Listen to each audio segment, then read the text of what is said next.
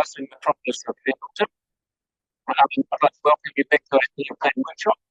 Before we start, a reminder that this workshop is being live streamed, although to the public, it's not a forum for formal debate or decisions. It's not a formal forum for the public to provide input into decisions or bring other matters to our attention. If you want to, the member of the public wants to provide input, please talk staff and we'll help you start. We're on to the councillors. If you raise questions that not asked today in the workshop, you need to put them through the question tool. If you still want more information, staff and voting questions, and please ask staff to help you if you want. Just note that apologies that Councillor Gott has been granted a leave of absence. Councillor Harrison Hunt will be slightly late, and Councillor Fields is on Zoom. I will now and Yanni is coming a bit late. Okay. Now I'll hand over to staff. Thank you, Pete. Thank you, Your Worship. Councillors, the second workshop, the other one on Monday is a continuation of it. Peter will guide us through it, and then we go through the CD questions. You can set it up next, deliverability, and then the government.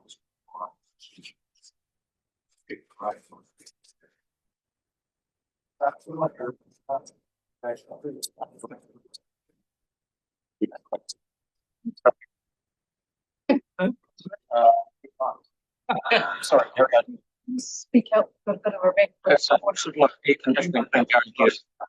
It's good. Good for me telling people to speak.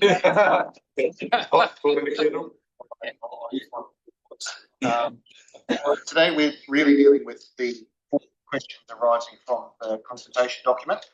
So we're looking at the core part of the annual plan. Recall that you asked for an annual plan, a light annual plan. That's what we're delivering here today. So the feedback we've had from the community on the CD questions was given to you through Amy's thematic analysis. We're now looking for guidance today on both the CD questions, the capital deliverability replacement proposal, overall discussion on the rate level of rates. So that's the purpose of today. And I'm waiting for the clicker to come through.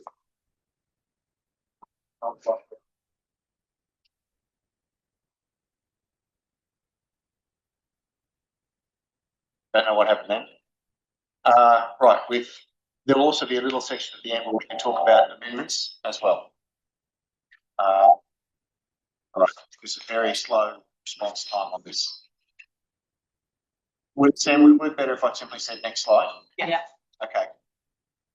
Can we just go back one slide, please? Yeah. Okay. Two streams here. One is the annual plan itself, which is the feedback on the questions we consulted on, guidance on financials, and the capital deliverability proposal. The second stream is the amendments. We just need to keep them as two separate streams of discussion. Moving forward, please.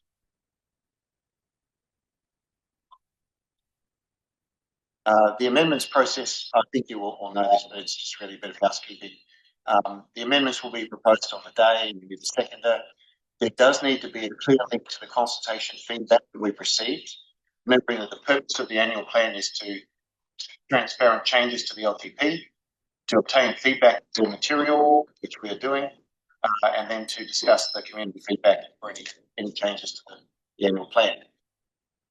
We are looking for your questions on or before the 27th, so we've got a chance to provide advice before the documents need to be prepared for audit and risk at council.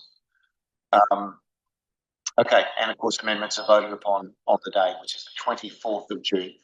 But this is the 13th of June. Okay, moving forward, please.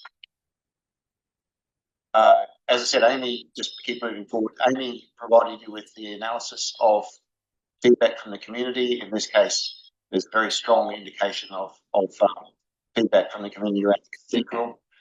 We are now looking for your guidance on that in order to build the final annual plan document and what to do with this CD question.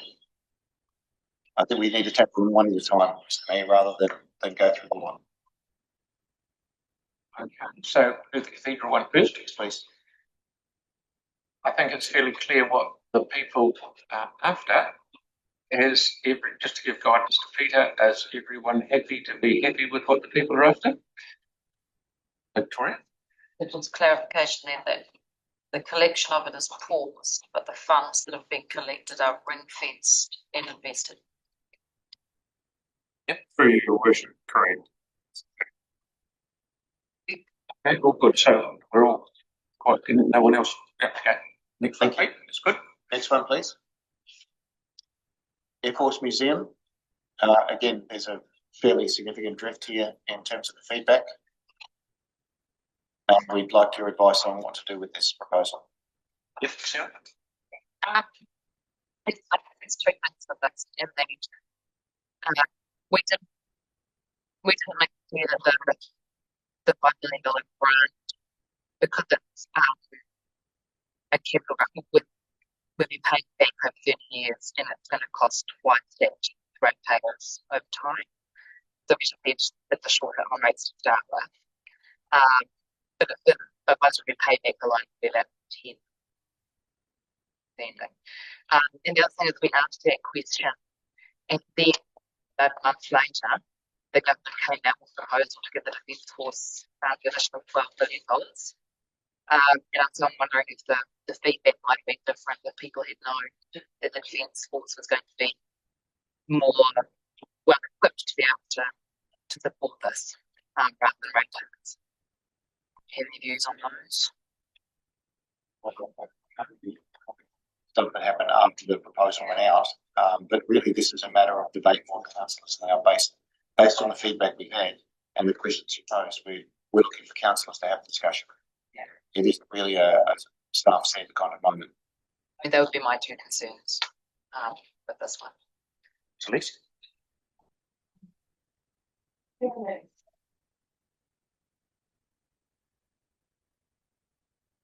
Yeah. Normally, that's whether there'll be any contribution towards this. It's part of that, so $12 billion or something. I don't know the answer to that. And is that something we should be considering? Oh, sorry. So I was just curious as whether we're looking to submit a formal request for a contribution from the government out of that. Just contingent on government. So to cover This is contingent on providing the government, the Crown also, how much? Total bill is about 15 million. So it is contingent, otherwise we wouldn't put it out unless there was a matching at least. It's a decision that you could That wasn't in our proposal, but we could make that. sure. Yeah. Because $5 million is not going to build the thing. So just to be clear, will we ask that question if we haven't already before we make that decision, rather than the sort of stadium scenario where we're trying to do things retrospectively? It's to work. Yeah, consultation again for the sentence thing, but you could, you've got the choice of making the decision as the proposal, adapting it and making it contingent, or defer it and take it. So those are, you have other options, but those are 3 years. Yeah, Aaron, do you have to give this? Please do, you talk about asking Defence Force. Yeah, exactly. So it's about getting a full response from the government. So yeah, thank you. Yeah. Air Force Museum consultant, because that because we put out the consultation. So I think that we should be asking a question too, because we've got the third ground to make a decision. And it just seems to be changing out. It's our funding that will be put Yeah, into there's no question about that. the question to ask the government to make a contribution. That was anyway. Well, I think we should be asking the Air Force Museum what was their original plan, because if we're looking at a $15 million building, we're only getting $5 million in grant. What was the plan? Because that information could be it. Yeah, mate. Yeah, so give a bit of context on this being on the Air Force Museum board. we are in discussions with the government and the ministry of levels.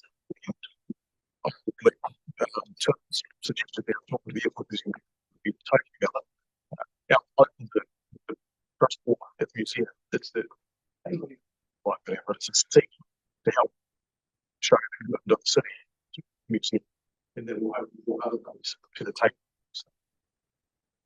Sort of a backup sort of thing. No, it's a kickstart. Yeah. Okay, sorry, Andrew, did you have your hand up or you were just? It's been there, done that. Sam? Yeah, so on the Airports Museum, I obviously feedback is supportive of it, which you'd probably expect you're going to ask something like this. But can you just clarify for me the resolution or the proposal? I thought it was to be contingent on government funding. So I thought we wouldn't give it until because that was the intent at the time. Is we wouldn't just give them $5 million. It would be contingent on the other parties, a bit like we're talking about the museum. So can someone just clarify that?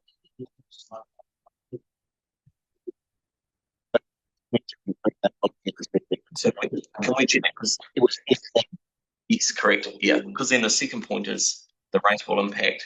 If the government don't move in the next year, am I right in thinking that will just effectively push the rate impact? Here's the answer. Well, thank you, Your Worship. So in the consultation document, we said the grant would be conditional on the Airports Museum confirming it has secured sufficient funding for the whole project prior to drawing down. And the business case showing how the museum will benefit the community and be financially sustainable. So that was in the CD. So that was in yes, it was. We just need to add in there, just saying grant, government. Because I guess the risk is I think it makes sense for people to see we should do it. But I think the risk is if we turn 5 and they say it's another 10 million, they go, oh, we can raise that, don't worry. Then they don't. So and then it'd be like a museum to win it. Before. Yeah. But I think if we just put in, my preference would be to put in there that there needs to be some government contribution, which could be the Defence Force through their funding. But I'm pretty sure Brett mentioned there were some different funds was probably funded an actual. They got all of it. Can we change it? Because it's really one out to top some top. That's what I'm trying to ask. Yeah, if I could just ask. Funding doesn't matter where it comes. That's right. As long as someone comes back to funding, we have to throw it in. Pops in. Sorry, hang on, Sarah. Question for Mark. What are the implications if this decision was deferred? I don't believe it would be the end of the world, but it would be nice, I think, for show that on those grounds, shown consultation document, we're prepared to be at the table, to be a partner. I'm thinking could kickstart. Sure. I mean, mine is a follow-up to that one, in that it does seem that because the Defence Force will now have money, the thing is, if we say yes, absolutely, we'll go up to 5 million, then they are not incentivised to give a larger contribution than they might otherwise. So I think that deferring it for a year, saying that we are interested, but we're going to need some more conversation over the next year, and we'll make a decision in the next annual plan, especially when it's they're saying it'd be nice to have a contribution. What they were saying to us in the presentation, it sounded like it would go ahead anyway. And I know when we have conversations around the table for some quite small amounts, various grants that we give, and we argue over $20,000, and we say, well, will they go ahead anyway? That kind of thing. It seems to me that if we're talking about $5 million ratepayers money, if it's something that we go ahead anyway, sure, it would be nice to say we give our contribution. But we argue over 20,000 principle.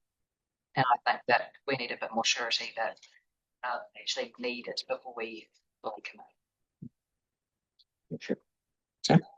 I'd be keen for us to progress with that contingent on that, like the consultant given 500 people come back and said they're keen on it. But because I think the other thing that we did talk about was that it's a unique situation given that if the government or whoever was to build the building, it's one of those weird ones where the government actually rates on it as well. So there's that wider benefit of we're contributing Hopefully it's not that amount, but it's over.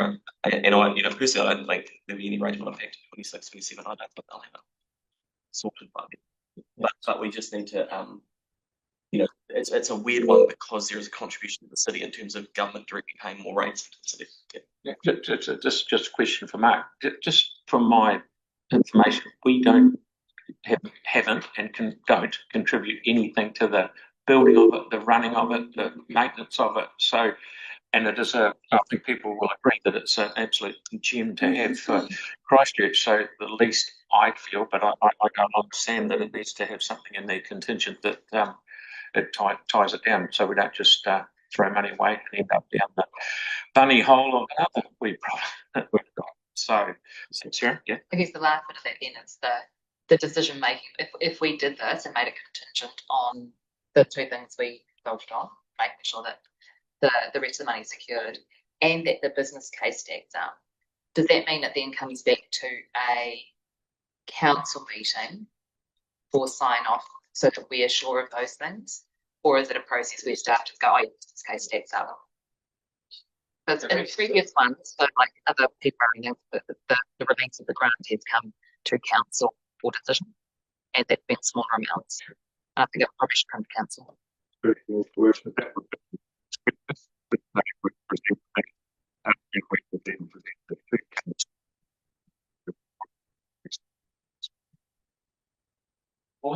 However, counter to that, I would feel comfortable that if we had the parameters in place and the milestones that they had to tick off, there's no need for it to come back to council. And staff could easily. I just think we shouldn't have things coming here that we don't need to. If we've got conditions that they have to meet, they meet them. If they meet all the conditions, it would come to council, and I don't see any reason why it wouldn't happen if that taken up to their side. Yeah, but what I'm saying is I think staff to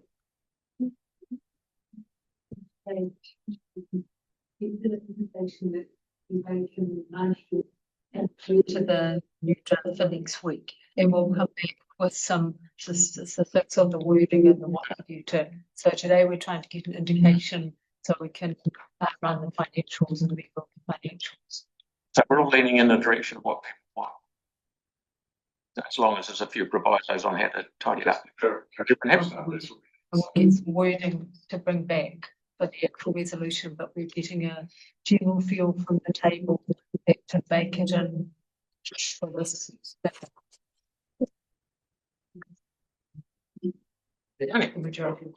So you may have covered this, but I just wanted to check. Like, my understanding is that they actually give us a lot of stuff that they don't charge, like storage of things. But you got to talk about that. Yeah, it was alluded to the fact that the museum does give a lot of other benefits to the city in the way of storing goods for Canterbury Museum, Littleton Museum, and a number of other institutions around the city, free of charge. So. And it is a venue for sort of tahi. They go there and do food and make a few pop. So it's hand and glove stuff. It's very good. I wanted about this. Is there any work happening with Christchurch and Z around potential future development of that thing around aeronautics? I think they're working with them. So apparently, so that's a different issue outside it. You've got to make that, so we'll note that and come back. I thought there was work on some sort of aeronautical strategy that would probably talk about some sort of facilities that are useful for that industry. And I thought the place to do something, if you were to have money to the Airport Museum, would be in that location because of its runway and its capability. So we're all working together, Yanni. So so the next one, please, Pete. Please, Sam. Yes, it is. Now, there have been some additional bits of information. Would you like me to speak to, or you? Very briefly, thank you, Peter. Your work's been councillors and not wanting to part the parcel here, but John may be able to elaborate. There may be some issues, I think, in terms of he can consent an agreement to this proposal. So you can do the study, but whether you could then implement it if you were reminded to, there's additional steps to go through. So that's really one of the issues I think that needs to be addressed or table part of your deliberations. Yeah, just confirming what Pete said, it needs Environment Canterbury's endorsement regardless of what approach we take. So, Because of changes to the Land Transport Act in 2023. Sarah, then Pauline. So from the information that we've had through already in the memo, whatever it was, that's because there's potential that it's seen as a public transport service because it will be run by council and be a shuttle service. Do other shuttle services that operate in the city, so the airport shuttle, those kind of ones, need a special exemption from ECAN to operate? That's my understanding. I don't know about the airport one. Because if we're just doing a shuttle that goes around the city, much like, there's the airport shuttle or there's the garage shuttle, those kind of things, it's not necessarily public transport. Yeah, the license, they have to be registered through the council. Yeah, I don't know about the airport one specifically. Yeah, if we could get some more information on whether other shuttle services within the city need dispensation from ECAN or not, that would be really useful, I think. Yes, Thanks. we could do that. Pauline? yeah, look, this has got overwhelming support from the people of Christchurch, and there's only one person that I've spoken to, and that was Annabelle, that came to council, that was a little bit reluctant. The way I see it is that if we were to seek endorsement from Environment Canterbury, we would still need to do this work prior to asking that. So I'm really keen to progress this to the point that we don't do the investigation. People are really asking us to do it. And I think there might be challenges to overcome, but that's what they are, challenges to overcome. I'm sure we can. So I'd be very supportive of progressing this. Could we ask ECAN their opinion on this? So if we knew that they were going to support it or not support it, would be a really good way forward, because hopefully our friends at ECAN have vision to see that this is actually a positive. And if they don't, I think that's another conversation we have to have with them about the future of the city and the bus exchange and their ownership of it. We Hey, remember, hey, can I go? Jake. Hey, remember when ECAN came and presented, Joe Davies said that they would sign this off. So we have had a positive indication from at least the elected part of ECAN thus far. The submission that they. I'm talking about the oral though, John. The oral submission. Yeah. And I appreciate the oral. I was just looking at the written submission that they put in was mixed feedback, raising another number of concerns, but it didn't say it opposed or supported. Yeah. Thanks, Jake. Tim? I'm sorry. Andre? Yeah,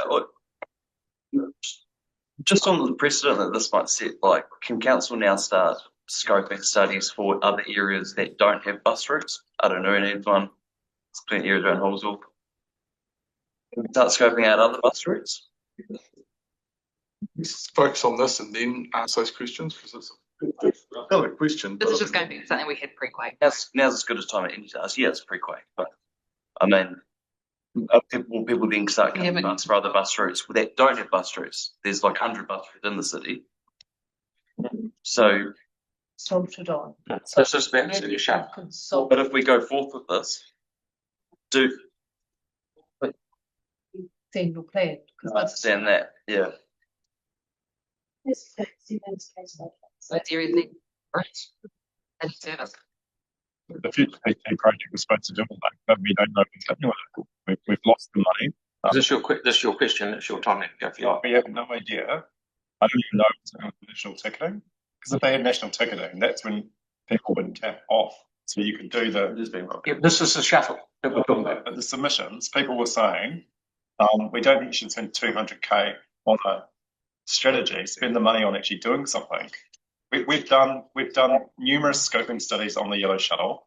We've had future PT that was supposed to look at it, or ECAN was supposed to look at it through whatever Greater Christchurch partnership process. I'd rather see the money going into a service rather than on consultants telling us what we already know. And if you look at the map that ECAN provided, there are like hundreds and hundreds of buses going in this area on this route. And when we had the yellow shuttle before, there weren't.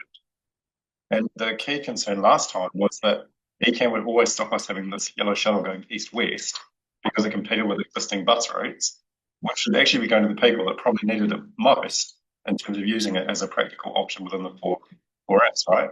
So I just wonder, like, do we really know with ECAN around what the strategy is around the future of public transport in our city? When will we get that clarity? Because I'm completely confused around the future PT, like Andrew said. We were supposed to have bus routes in my and Arrowhead. We were promised when they cut the bus services. So if we need to talk to this is about the shuttle. Okay, talking to ECAN about getting approval, right? Because I've been here when they've refused to let us extend it east-west. So we need a process around talking to ECAN around. Okay, no worries. This is about shuttle, and you're getting off the board. ECAN have to give consent for the shuttle. Am I correct? Yes. So we need to talk to ECAN, and we need to have a clear process. Yes. What we're going to fund here. Okay, Sam. It was just around the quantum. So, do we know if we did any? Have we done any work on whether it's actually 200 grand that's required? It's not up to. I was hearing those about hundreds. So Yes, that's right.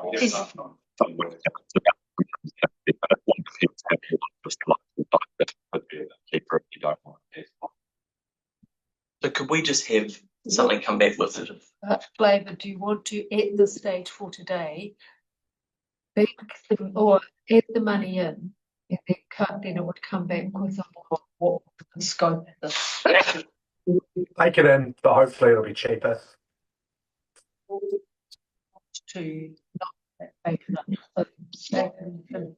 My preference would be to get the actual number we need. We'll just be hiring full-time for a year, traffic engineer to look at this and other. Sam, do you want to support it now and then get a more accurate figure? Sign off. It's right. Yeah, the one thing I look at things a bit differently, and I see $200,000 and I go, oh. So I ring up the man who sells brand new buses, and you can buy a 25-seat bus for 185 grand plus GST. So my thought was, don't spend 200 grand and go buy one bus and buy two, because we know we need some. But we need to go through this sort of this report business case to sort out any issues we might have with ECAN, or do things, see where it would run, see what it would do. As I say, I'd rather spend the money on a bus, like Yanni said, because we know we need it, but I think it's important we need to do it. Yeah, but we need to know more about it before we make this jump. So I'm happy to, if it's 160 or 200 grand, I'm happy to put it in the actual number. So shall we, for today, we'll put some money in and let's try and get it. Yeah. Can I just check? Do we have like? Everyone will think we might become a little bit. That's cool. Next one is to understand the accountant. We're back to the number into the report and spend up on the 24th of June. At that point, you'll decide what the exact number is. Is that right? Yeah, you're coming back with what we think will be the exact number. Okay. Second, there are two issues to consider here. They're both technically very different in content, but they both are in one race. So we put these two slides together so you get a sense of what the combined decision might look like. So I'll refer to Bruce here. One is on digital software, the other one is on relating to your.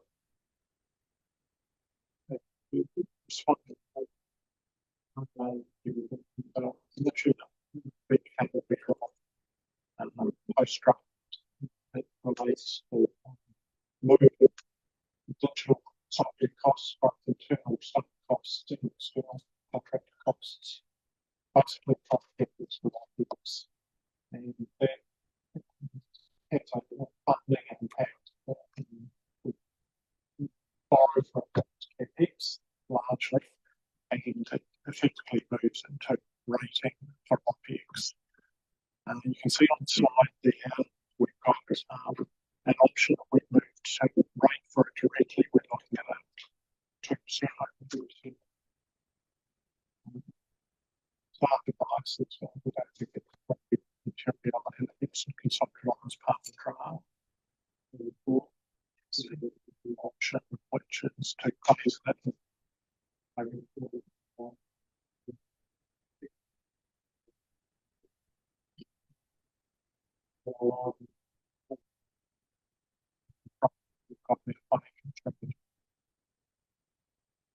It's not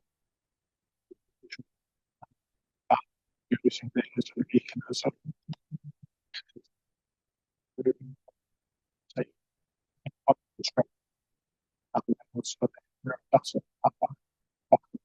so we're looking for guidance here. Good work. Okay, but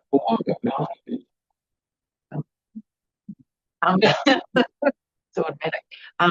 I just wanted to know, like, it's the cheapest option overall would be the top one to rate directly. I imagine now, like, we consider council's finances indefinitely. That would be the cheapest option. It's always cheaper too. And are there other options for looking to be rating it quicker than by 2032? Because we know how we end up putting these things out. Could it be done over, say, 3 years? And what would that look like? So what I'm saying is, are there more options we can look at, please? We're obviously conscious of the significant rates increase in the 26-27 year, which was something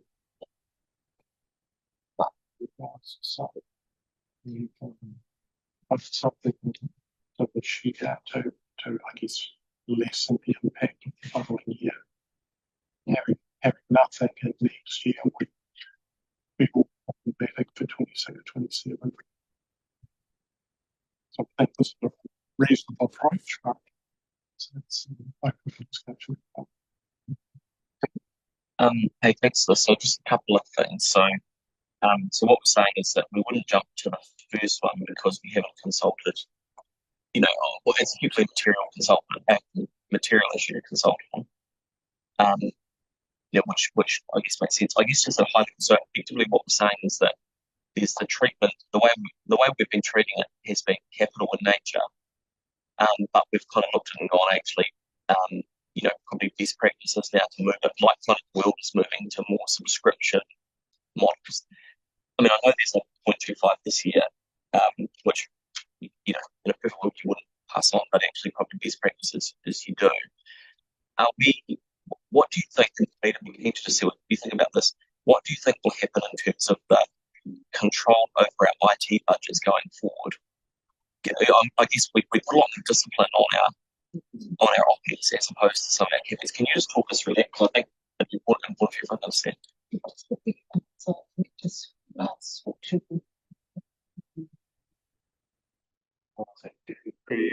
That's a good question. Councillor McDonald, look, I think generally we would say that moving it to operational expenditure will have positive benefits. I think that the nature of OpEx means that you have, in a way, much more, you have a lot tighter control and a lot more direct visibility over what is occurring. And so I think what you will see is that this will be beneficial, I guess, because in some respects, if you take, by way of example, if we do it as capital, often what happens, and Paul may speak to this later, not all the projects are completed, capital is carried forward. That won't happen and doesn't happen nearly as regularly in an operational environment where the expenditure is operational. You simply have to say, here are the services that will absolutely be delivered. This is what we rate for. This is what we collect. So I think in that regard, it does change the mindset a little bit about it going from being a capital item, and that can be carried forward to this is operational expenditure. We only will allocate what is absolutely needed. And while we seek to do that capital, I think when it's operational, there are better processes and systems inside council to manage that. So really basically, 10 years ago, I was buying an accounting system. I'd buy MYOB for $2,000, but now I pay $30 a month. That's effectively, that's the nature of the issue. Yes, or in another way, you pay for Netflix on a monthly basis, you know, and that's what we buy. We are purchasing a lot more as a subscription to a service that is hosted by another provider. And that really is the nub of the issue, that no longer do we own and control this asset. We purchase that service the way someone purchases Netflix or whatever on a monthly basis. So it's almost a product of the, excuse me, but it's like product in times in terms of just the way technology has moved. Yes. And we're saying, am I right in sort of thinking that initially it probably wasn't material for the auditors, but now, you know, good practice in terms of the team have just been reviewing stuff and gone, actually, going forward, we should be doing this in a better way.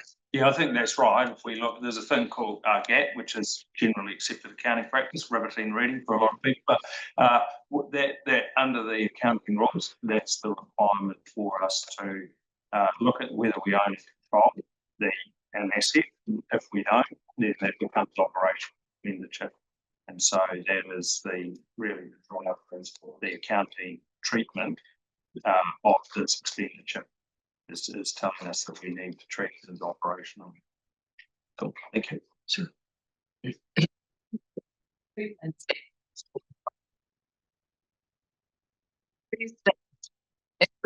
down systems, what we will have moved down systems to the service model rather than the capital model within kind of the next year, would we have to treat it as OPEX anyway? Like, wouldn't the auditor go, actually, how can you still treat this as capital? You know, can you phase this in? Like, if you've actually switched it. For you, Your Worship. So the accounting treatment of it will be treated as operational expenditure. And so we will do that immediately.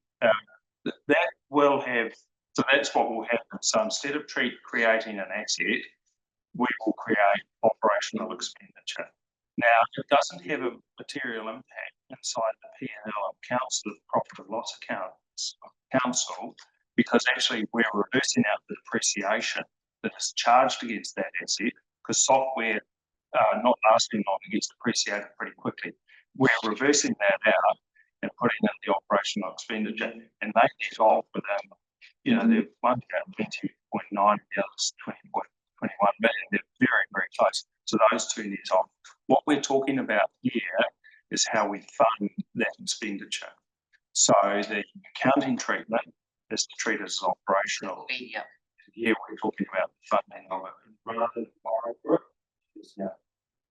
It's collected through rates. Okay. And because I was going to say, you know, following from that then is the whole, how could we consult on that, for example, like we're not going to be consulting on whether we move to software as a service, because we're doing that. You know, we haven't consulted on whether we do that. So you're saying that the only thing we would be able to consult on, and because we can't consult on whether we treat it as OPEX or CAPEX, because that's, we need to treat it as OPEX. Yes. But it's just we haven't consulted on how long we bring it in over. Well, that's a really, through you, Your Worship, that's actually a really good question, Councillor. And there is a challenge. And we don't, for instance, consult on a whole range of things like insurance expenditure and all of that. The only mechanism would be rather through our revenue financing policy. But at the moment, that our revenue and financing policy says we don't borrow for operational expenditure. So we have to address this issue here. So consulting on it would be through an indirect route, really. And it would be quite complicated. So we're not really going to consult, we're just going to say in our next annual, in our financial overview that that's what we're doing. Yeah, okay. That's it, that's much. Yeah, just the jump of influence and media rate directly of 2%. So what's the cost difference to the council here? Per year? Your Worship, yeah. So the cost difference in terms of the services we're buying, purchasing and digital is nothing. This is just how we fund it. So we've already funded this expenditure, but in the long-term plan, we've funded it by borrowing. We've now gone and identified that it should be funded by rate. So the same suite of services will be purchased. It's just how we fund it. Right. Okay. Is that how I make? Yeah. That makes sense. Yeah.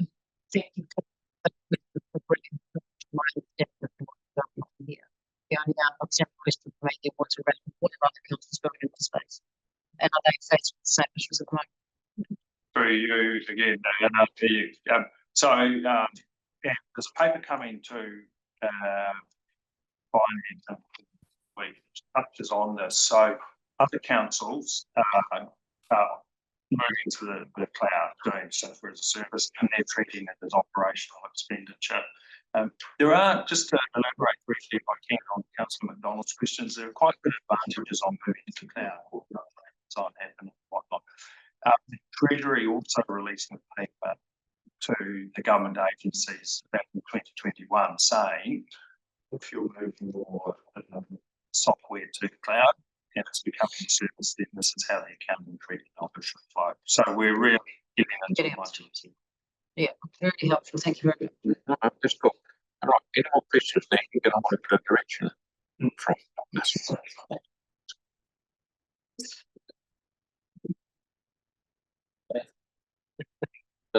That one, the 0.25. That's sorry. Just something that does help. If you saw out over 10 years, what you'll see is that the interest and borrowing costs, of course, that we have been borrowing for are no longer heavily funded. So there is an offset that drives out over those 10 years. I appreciate that. Right. Okay. Okay. The next slide. You're assuming then that going out further, the impact will be less, or is it 0 for 28, 29? What's the modelling look like? It's a bit like through you, so it's a bit like energy. We'll always have to have expenditure in there, or insurance will always have to have money in there.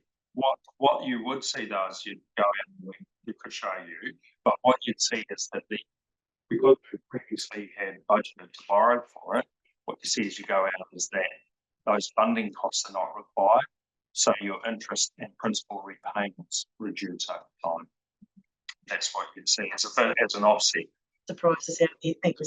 Can I just check all the time, because you've said 10 years out, but this slide says out to 32. So where's your modelling gone out to? Oh, sorry, that was through you, Your Worship. That was in the LTP 24 to 35. So we're baking in the phase and rating. Yeah. Yeah. Thank you. I wanted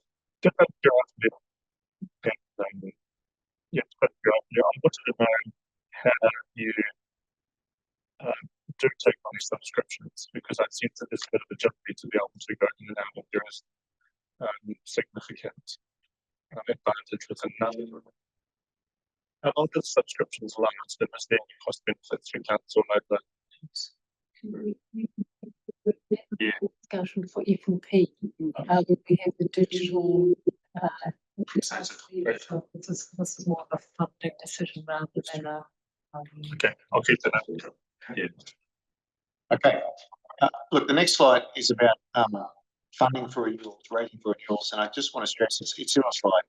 This is not about the amount of renewals we do, the amount of pipes or bitumen. It's about how it's funded, whether we borrow for it or rate for it. So, but I'll let Bruce move through the slide.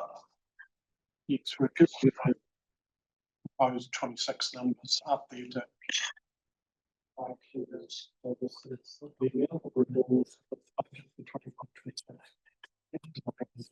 353 million. So that doesn't change when we discuss rating for renewals. The question is, are we rating for them? Do the second segment there breaks that down. There is some NZTA funding that's applied to our renewals.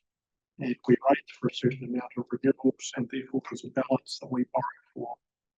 And that's the difference between.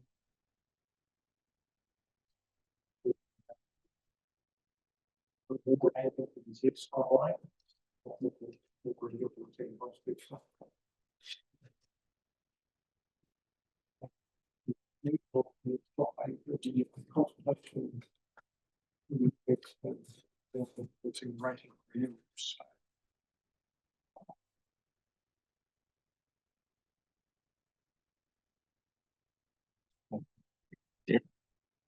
other things that I mean, I think that would be useful to try and make the same. I think that's that when we have things conversation with the community about long-term versus short-term benefits when it comes to rates, and we actually ask them those questions, that they do understand the benefit of a small increase now to save costs over time. And I think that it's really hard thing to say. So this one, I mean, it's probably more of a debate control thing. It's not being trying to not make it up, but to actually debate it on the day. I think it's about to the whole debate all the other ones talk about today. Yeah, making that increase. Exactly. You can still debate on the table.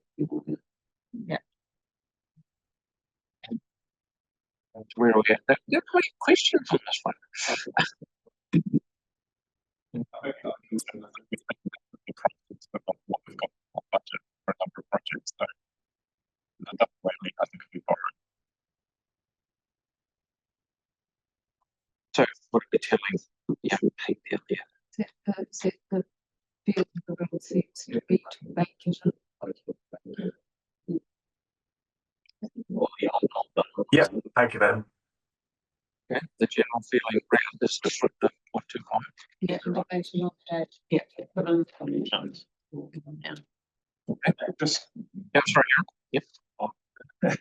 it's the irony of sitting around a table where people can easily say just make it in or not, when the majority of their ratepayers might pay half the amount of rate to the others. I mean, I know it's the system we have, but it's so easy to say bake something in when your ratepayers pay $1,400 a year rather than 50,000 a year. I mean, it's fine to keep putting things up if you're going to put up the UAGC and even things out a bit more, but It's pretty similar to yours. One at a time, otherwise we'll stuff up the. It's not fair to say it's easy. Talk about election year. oh, no, there's just the point, and I think just saying just bake it in isn't so easy, because in some areas this is only $1,000, and other areas it's hundreds. That saves everyone money over time though. It saves everybody money over time. Sorry, Back it up. yeah. Sounds so. One at a time. Okay, so Aaron said, but any more, Sarah? Just one of those things is, like we've seen with the other things that we ask specific questions on, the questions that have come back with good community support are ones that we have baked in and that we will debate on the day. Seems to be the pattern that we've seen today. And this one, like the Air Force Museum and others, has good community support, and that's why people are looking at making it in as a weird term, right? It's didn't come from necessarily ours. So include it in the document that comes to council on the day, based on community support, and then we'll debate it. Yeah, but I totally dispute the term good community support when 1/4 of 1% of the population is feedback on. You didn't raise that though, the Air Force Museum. No, and that's Okay. Yeah. Right. Everyone's here. Everyone's okay. Good. It's good to spot that. Yeah, that's it. Samuel? I'll leave it for the day, but Okay. Any more questions? So, yes. my question is to Sam, who is an accountant, to what would his position be? That why would he, as an accountant, be going, we should put it out rather than put it up? If it's going to be, if the other feeling at the table is, well, it's cheaper in the long run, why? Feeling it's bad. yeah, I mean, I guess we've baked in a 0.5% increase today off something beyond our control and something we do have control on. My preference would be to spread that over a period of time to leave money with people now, but that'll be no surprise, for anyone. And then we just make annual choices as a council around what we can save money on. But I guess the fear I've got now is that I feel pretty strongly about this, and I'd hate for it to tip an annual plan over. If people are wanting to bake it in, but they're not supporting the annual plan on the day, which would concern me, because I'm just looking at how the draft one went, where people that want to bake it in didn't support the draft plan. We may now get to a situation where the people that want to bake it in still don't support the annual plan, and then we live for where I'm not. So you may not have enough people to get an annual plan over the line. I'm just flagging it here, but you know, it's like as long as the people that want to add the increase now are prepared to see the annual plan through, we're fine. But we have a big problem if they're not prepared to follow it through. Yeah, it's very good. But it's also from pre-determination, so how do we know? Yeah. I've seen well, no, but I guess the irony without being direct is, you know, take yourself, didn't support draft, but they're happy to put 0.25 on. So you'll increase it, may not. And I'm happy with other parts on. Yep, that's That's the position that you've taken. So we've got the support. That's all I'm flagging is that if the people that want to increase it now are not prepared to carry the annual plan through in 3 or 4 weeks, we may have a problem as a council. And I'm just signalling it because I've seen it play out. Yeah. I'll support whatever. It's a fair point. It's not what the difference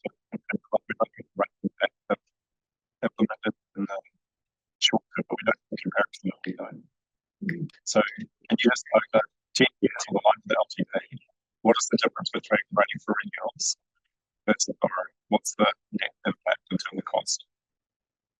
We did have that too. That was in the consultation. Today. Yeah. Or it's in the consultation document, isn't it? It'll be in the report. That'll be done.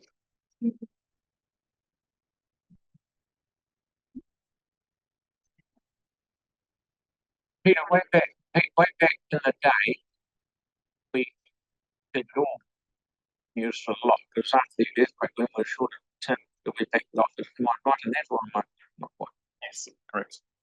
Is that what that's why we're where we are? Like, That sounds gunny. And we have a financial strategy which calls out for us to be increasing it over time. And we've deferred that for the last kind of 4 years because of the pandemic and other things. So we do need to start getting back to that financial strategy.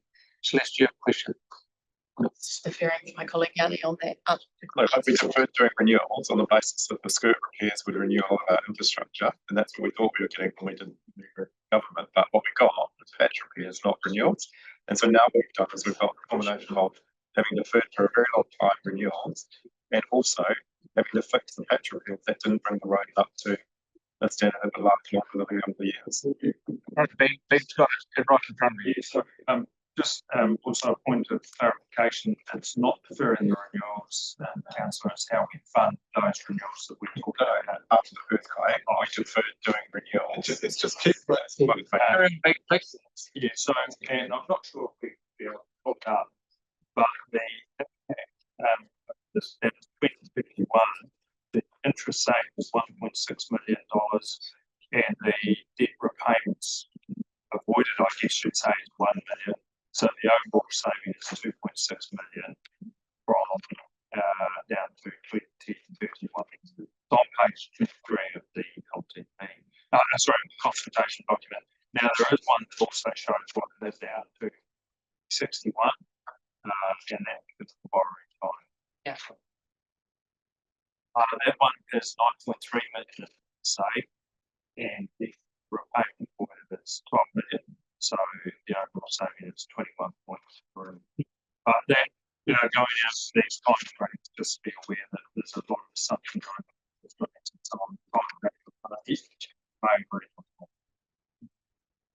I did not expect I'll be here in 2061. Yeah. Okay. So what next week? Right, in your strong focus on capital program deliverability. Since the LTP was signed off, there has been some questions from councillors about deliverability of program.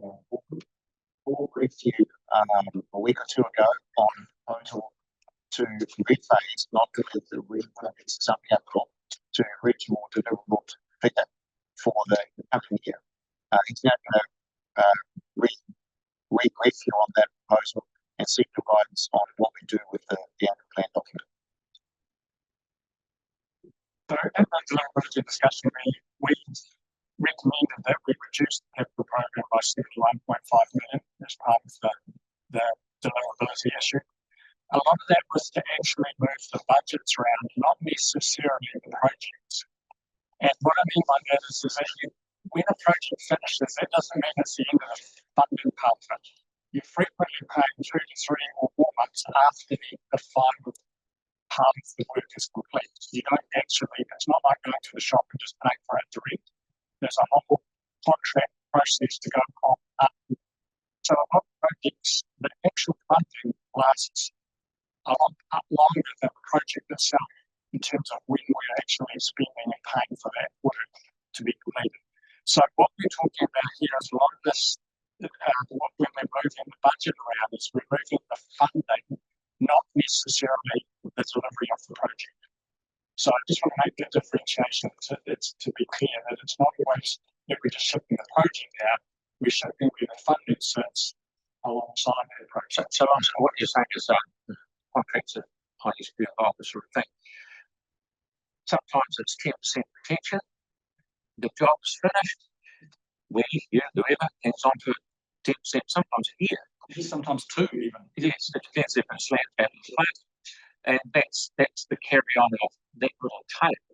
Yes. Yeah. So there's a funding part of it. It goes on quite a bit longer than the project itself. Yeah. And so a lot of what we're talking about here in terms of this rephasing of the 71 million was more about where the funding sits and the project sits and making sure that they line up as much as we know today. Obviously that could change over time.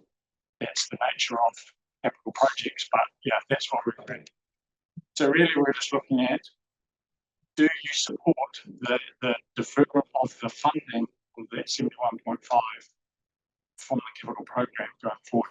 Now this does not include approximately 20 million, we just talked about it a bit earlier today on the capital for digital. That would be on top. So it's approximately 20 million that would then drop out of this as well on top of, so that would be making 91.5 approximately, dropping out of the capital program for next year. Sarah, please. Thanks.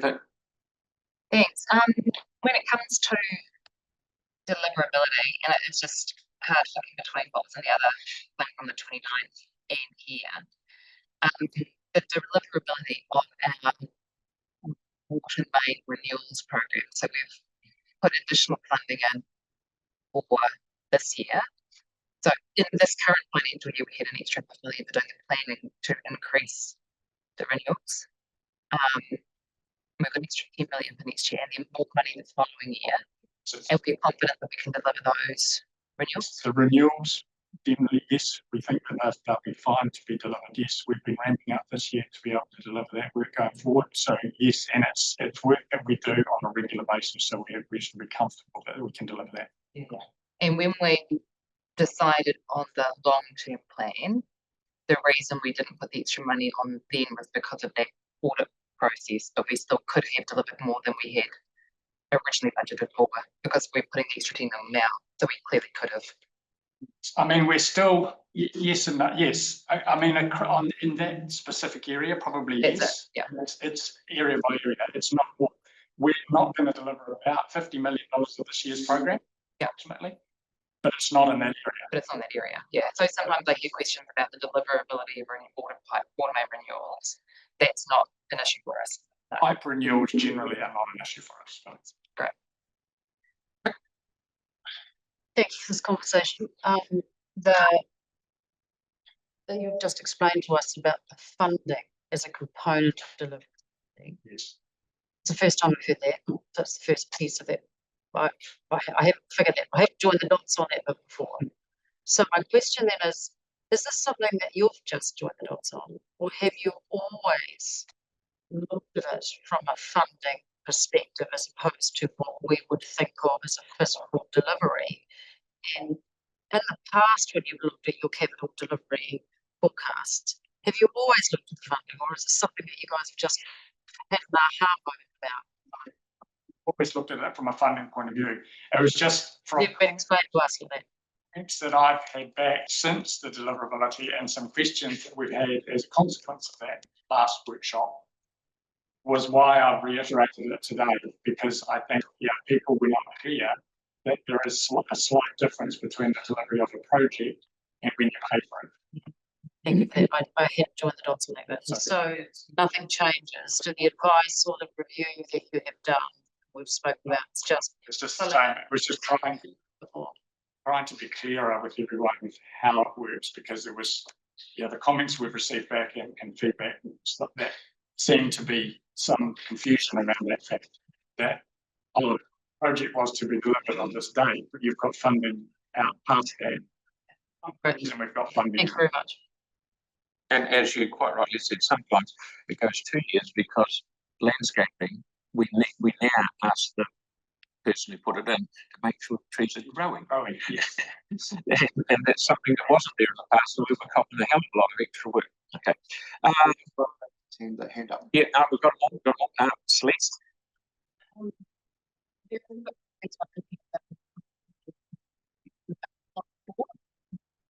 trying to figure out how to fix it. So we may have a chance to look it up. We have to ask the proper question, but it's specific. I know we touched on this and there is, it's explained, but I'm not still satisfied with some of those specific projects being replaced because I think that project is a bit premature. So with regards to the process, if in principle we agree, but there are concerns about whether because it could also be the optics of something bad. I know the project you're talking about is South Shore, yes. Yeah. Now, currently, the forecast for delivery of that project, the civil work, is April 2020. That is provided there's a number of factors that we get across the line for them, which includes getting the consent and getting that sorted.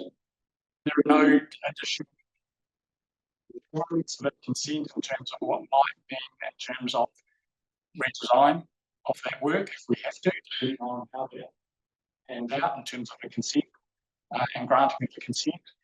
We've assumed that it's a 12-month bill. We have to go to market. We don't know who is going to agree with the 12-month bill or not. So there's still a lot of risk on that project in terms of time.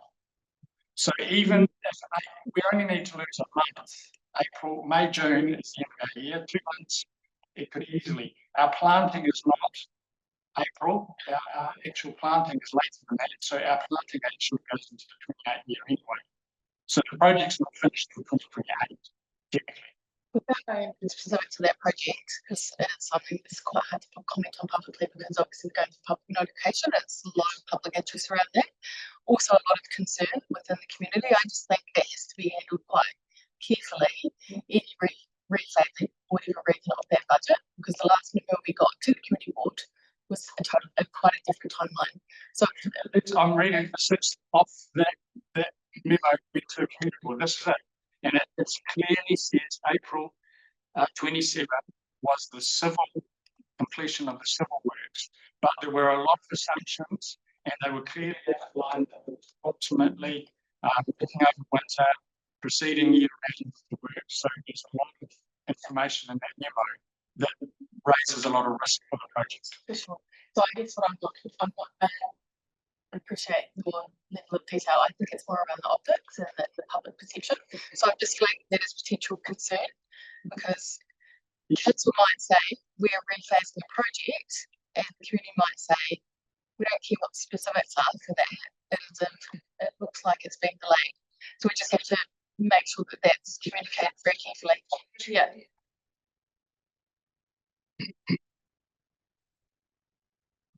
People might not see that as delayed. You can tell them.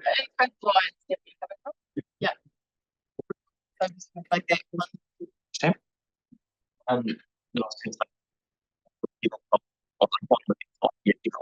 The changes.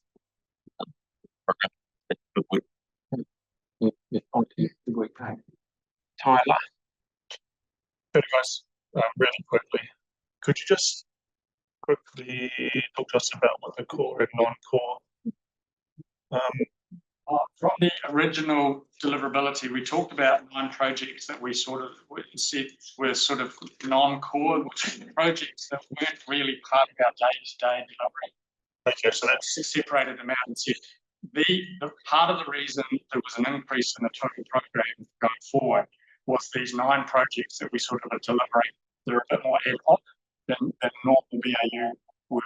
And so we just sort of said that's part of the reason, and we're delivering things like the Atlantis Lunch, Akaroa wastewater, was those projects that were sort of over and above our normal core business. So we're just separating that. That's all. Or just really just to help understand why the program was going up. That makes sense. Thanks. Tyrone, anything?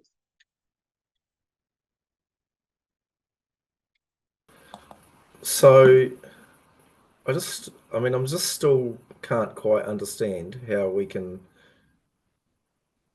budget in a capital program of 572 million next year versus, we're only at 500 million for this year. Like, how do we pull the magic 15% increase out of our behinds? Like, I just don't get it.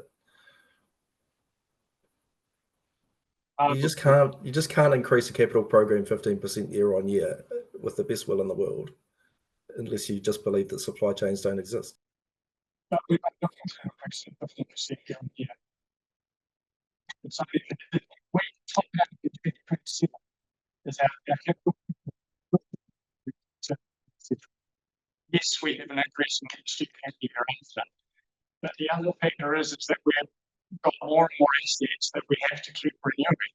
And so part of that equation is we've got to grow our program to some degree to be able to keep up with what we're doing in renewables, because otherwise we'll get behind and we'll create another problem elsewhere. No, I appreciate that we have to grow our program. My assertion is that we can't, because we just cannot eat more market share than we've got without doing something drastically different. But anyway, look, I've said my piece. These are my feelings on it, and I'm going to argue the toss over it forever. Yeah. So,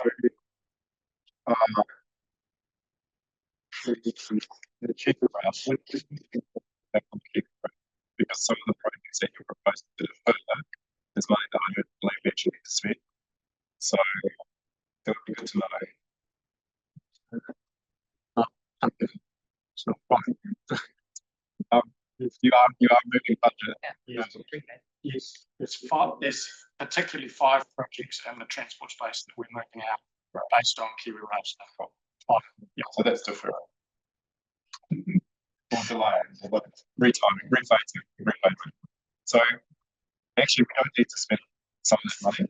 So this when we come to the debate and the decision making, I'll be moving amendments to reduce those Kiwi Rail budgets. So I just want to flag that, like, we don't need to spend 7 million on the Scotland's Road crossing. If we're going to push it out, then actually I'd rather reduce the funding. We can have something on, but I don't think we need that much. So I just want to be really clear, we get the advice that we should also be getting advice on options to reduce the expenditure, not just replace it. Is that able to be done? It's briefly going to be, we'll see in the next couple of weeks, which will then flow through into full council, the outcome of that, which is around get right. Feedback required.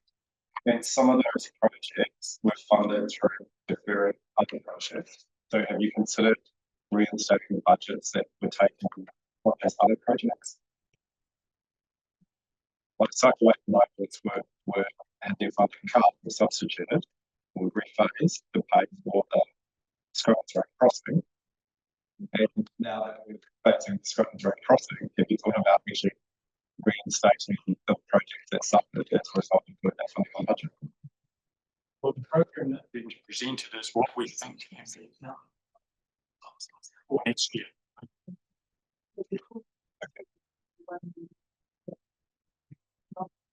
So some of those decisions. Yeah.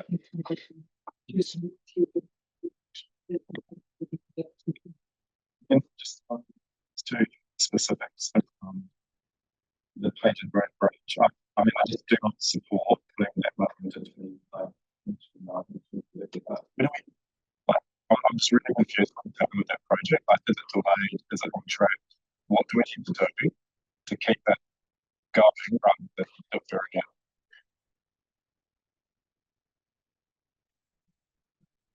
So Peters Road Bridge, very briefly, we provided you an update on, there's been a little update. As we've discussed before, the business case process is rolling through the MPTA process right now, and from that, there will be a design and consenting process before we can start construction. That is all on track at the moment, and it is continuing to be on track. So we have looked at the budgets. Ultimately, we will not know exactly where we need to spend the money until we have a contractor on site and we are starting construction. So we have made a realistic assessment of where the budget is. All of the budget is still there and available. It doesn't mean the project is slowing down. On that slide, we're told that the total is 10. I'm not sure the figure right. It says the total is 10 is 0, and we're reflecting something that it's a much greater project. So what you're saying so that's only the change. The cost of the change to the program is 0. Yes. So all the money is still on budget. Right. And so in terms of yeah, so that's the 63 million that we've got for all projects.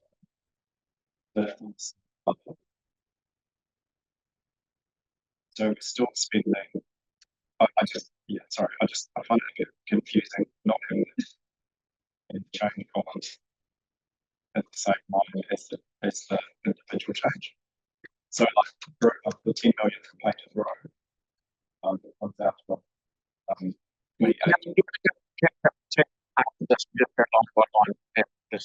That'll explain to you. Well, I think it's kind of like in terms of Celeste's point, like the community need to know what's happening. So I mean, I'm happy to make the start, but just useful. Nothing has stopped. It's just that we've got two different line items, and we don't have a line item showing the total impact of the change. Yeah, thank you. So I think it would be useful later just to have that thing, because it is. I mean, I don't support deferring Platers Road Bridge. So, yeah. Thank you. Celeste, let's hear it. I understand that the bridge itself and the approach, the two key approaches are part of the business case, but there's a lot that falls outside of that work that we don't seem to have a timeline on. I understand that these kind of some of that work is, but some of those roads are now recommended planning. And what I'm curious to know is if we're putting out impacts from by 2029, that we're also not planning to do work on those ancillary parts of the project.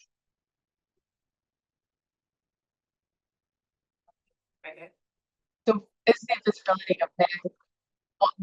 So is the budget broken out into the main project and ancillary works, or is it only one budget line? So is that possible? That's not budget lines. So there's two. I think just one. Okay, yeah, some clarification. Thank you. Okay, right. Sorry, that was before Sarah. Sorry. Yeah.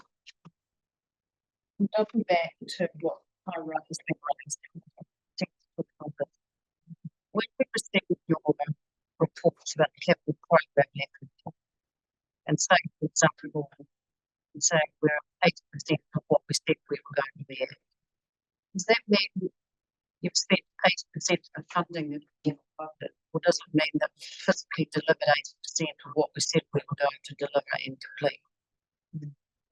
Two different parts of that report. One is the dollars, and one is what we have delivered in terms of milestones, which is physical delivery. So that we're delivering over about 92, 93%, I think, at the moment in terms of spend, and about 85% in terms of delivery. So, doubling back to what Tyrone was raising, is there an issue about supply chain and the availability of human capital to physically do the works? Is there anything that you're concerned about in that space? So, yes, we need to increase our program to keep up with the assets that we've got. Do you have any concerns about supply chain to deliver those works and the availability of human capital to do the works that we say we're going to do? Generally, no. From a contract point of view, no.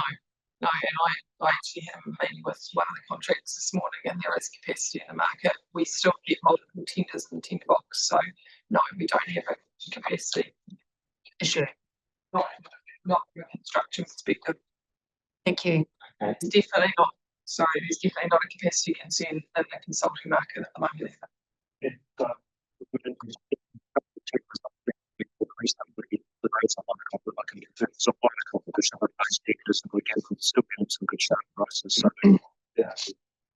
Thank you. We've got to start moving on and most people. Okay. We've got Sarah and Sam, and then that will probably. Yeah, so it's just another one for Linelia, or might be the others. What back to pages over Bridget, but it's not on the project delivery and things. What are we currently budgeting in as income from Wakakotahi? Do we budget in just the stuff that's been not confirmed but in the probable, or do we budget in a longer set over time? There's just out in the community, it's a lot of confusion about the revenue that's been allocated. The confusion is exacerbated by the fact that the announcement was related to the revenue that would be allocated for this triennium. When the business case goes in, the complete, we are looking to ask for a decision on what they call it pre-implementation and implementation. We call it design and construction. So that we're asking for that whole complete package. So we have factored in, and because that time period goes over this triennium, how much they quoted the probable, total probable amount for the bridge and the approaches. Okay. But not the ancillary approaches. That's what the business case is about. So in the 3 years of the NLTS, there was 11 million or something total, half of which was ours.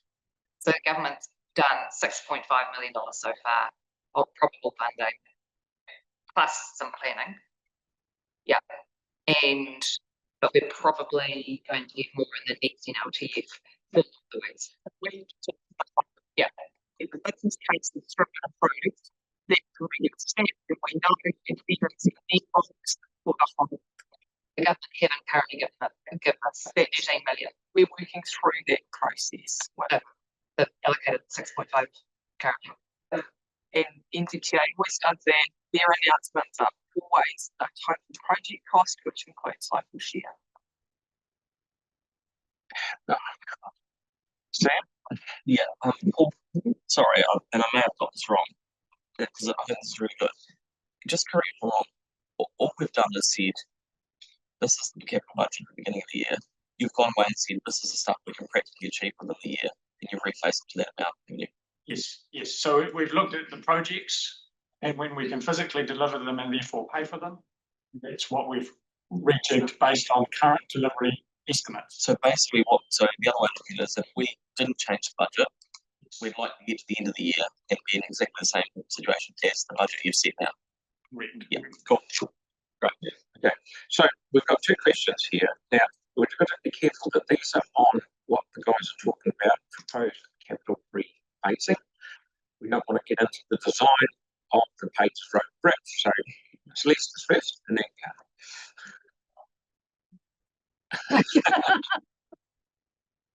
Yeah. So, I mean, just some feedback. I cannot believe we're deferring the capital acceleration. All the funding projects that we should be bringing forward, not pushing out, it should be the capital acceleration. So I'm just like gobsmacked that the fund that was supposed to help us accelerate work has ended up taking so long to deliver. I know there's reasons for that, but I'd like to see how we can actually spend that money and get those projects done than pushing it out another year, that's all. good comment. Right. You're good? Yes. Did you want to answer a bit? No, I didn't. I don't think you did. That's true. So, do you agree with the proposed everyone? I certainly do, and I think we're hearing around the place we are, except for a couple. So, I don't agree with it, but that's fine if there's consensus. But I'll go on record saying that. Yeah, there's another 20 as well, so it's 91 all right, so that'll help your course. What's the 20? IT. Okay, so that's guidance on the CD questions and the community feedback. Thank you. That's the core of the annual plan. That also covers the software renewals and capital rephasing. With your permission, Mr. Mayor, we might take a couple of minutes to come back to you with where the rates currently stand based on the guidance. And then there are a few other items to discuss around surplus growth and so on. But that's the core part dealt with. We'll come back to you with the number very shortly. Is that okay? 10 minutes. Is that right? Yeah. Yeah. Okay. And it's time for people that were asking earlier about time. At this rate, we're probably able to finish by midday. Okay. So just before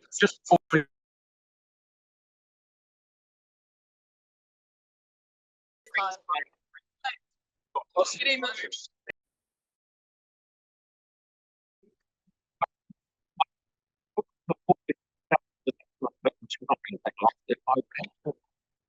Tell you some very good news that has taken years, almost probably a decade. It's come to my attention that Jimmy Chen is out on the now newly opened Bushwell Junction railway crossing right now. That happened, and he's dancing. It's taken a bloody long time, but thank goodness it's done. So everyone that's listening, go out and drive over. If Mike Moore's out there doing his Elvis impersonation. Yeah, he's doing Aaron out of the job. Beast out. Far away, please. Okay. That's all the guidance from this morning. Is what we built the documents around the annual plan. I think it's really Bruce talked to now. 7.8 to 7.77. So it's what seems at the moment is year 7 years. I've got that slightly a great team of mine and through year about 9%. That slide up is the first slide on Monday, so you can see that there are a couple of other things to discuss on Monday over on 20.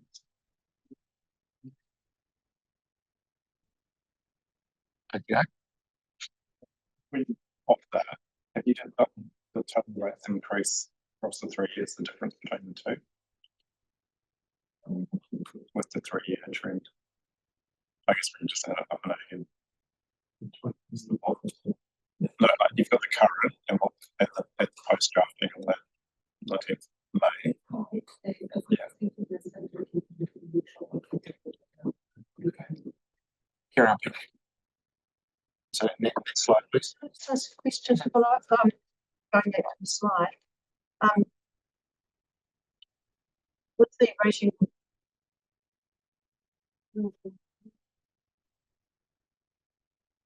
to poker actually was up. You could phase it out over a slightly longer time to reduce that impact. Would be a response to that. we can number it. It's on digital. Yes. So we'll come back on after. It's not weird to come away and do that.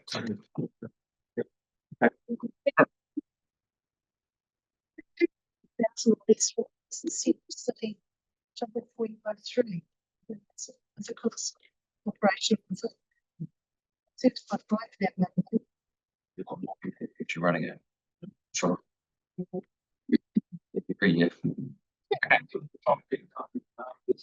Yeah.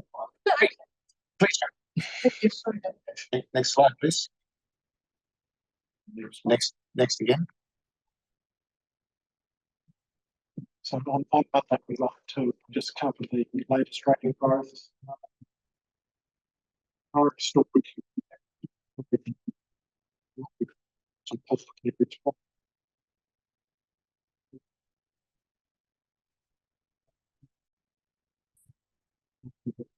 We've also got the operating surplus and option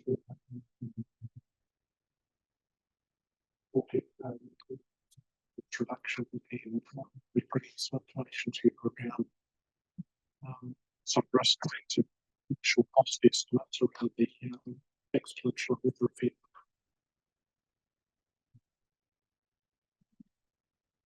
That's what the position, I think. Yes, that's my attitude. Is there anything else you want to add? Okay, could you move forward, please? There's a slight adjustment here. It's just a clarification of wording. It was a simplification away from what was actually a little bit convoluted. It's just clarifying the wording. It doesn't change the numbers. So we're just keeping you advised of a simplification, that's all. It's just a transparency thing. Is that okay, Tom? Yes, that's correct. Okay, and that brings us to next steps. We have 2 workshops left, Monday and Tuesday. As Bruce said, there's a couple of overs and unders to be discussed and how you'd like them treated on top of the 7.77. Those are not long sessions, they're not 4 days. So, but between them, I think they're roughly half a day each. So we have a bit of work, a bit of time on our sleeves to get that last bit done. And then after that, we're into build the documentation, report at risk, and preparation for the adoption meeting on the 24th.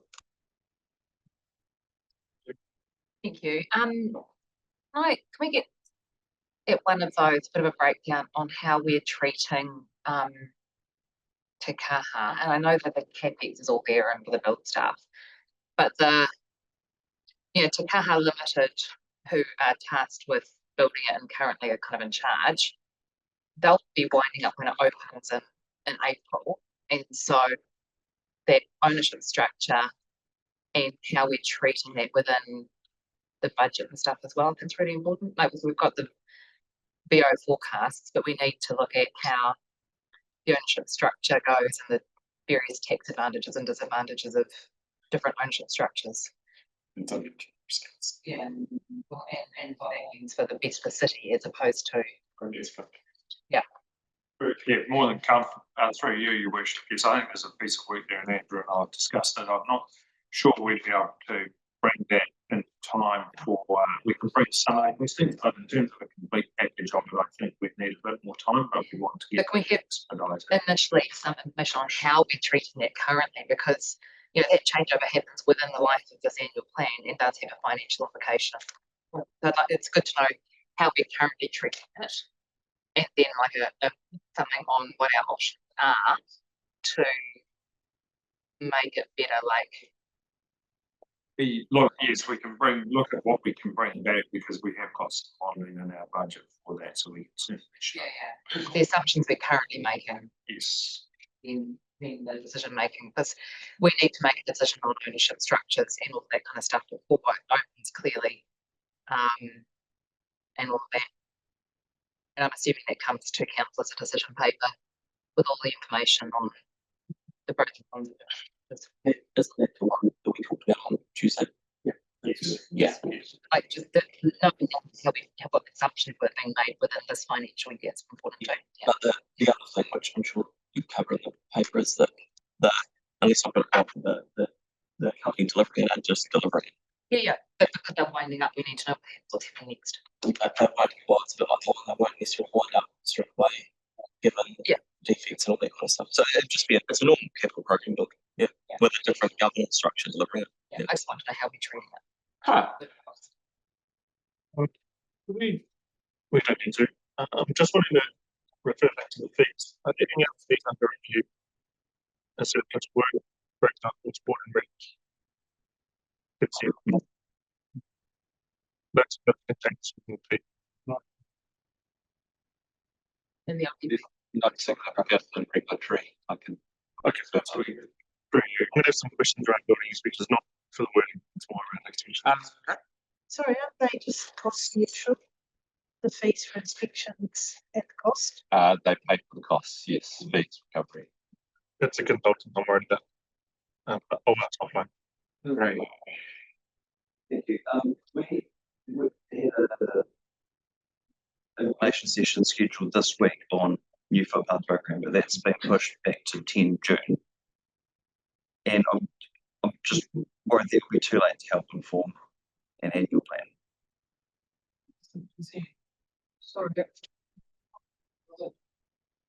determined on the annual plan as the LPP action. The first year is a prioritisation, the second year there's $1 million on budget, So third years is, so it's a program that's in running and it's not supposed to change as part of this annual plan. So, but we don't know what's in this or what's being done over this next year. No, that hasn't been done, but So, but budget was going to next year, it hasn't been changed. this year, 25, 26. And next year, and the year after, and the So, yeah, but I'm keen to know what's in it to help inform an annual plan. So for sorry, yeah, but also like if when we've got new subdivisions being built, and then there might be that it costs you in green at the same time as the cheapest way. Contractors and developers already on site, actually some extra budget means they can do this at the same time. So I'm keen to understand that there's enough on budget to help do those things. guys, we'll have to afterwards, I'll come back to you. Well, I think it's impacting it, it's certainly not impacting But yeah, cost share agreements and those other agreements. information not going to impact anything. Yeah, I'm just really keen to see that information rather than it being 2 weeks too late to Just want to know where it's heading. You'll Yeah. sort that out. Thank you. Yanni. So, like, we could raise about $50 million if we sold seats at the new stadium. So I'm just wondering, like, you know, like, what's the process? Yeah, like 2,000. You know, if you $1,000 a seat, maybe 50 years. So very common overseas when people build stadiums that people contribute. So the quartet has been selling seats, you know, I think for about $1,500 a seat.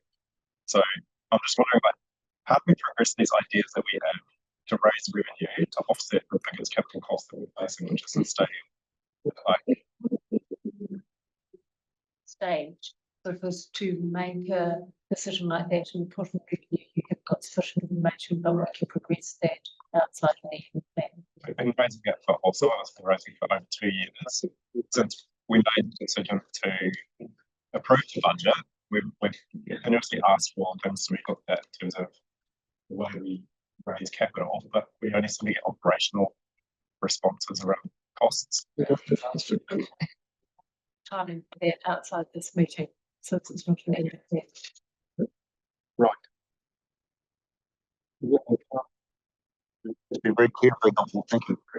Thank you. That's us. Thank you very much for coming out to our new meeting space. And just to carry on right over the Water Junction Road. Dodge, Other question. I just wanted to just acknowledge all the work that staff have put in getting us Absolutely. into a temporary location or transition. So Good build out. Good on you. Thank you very much, guys.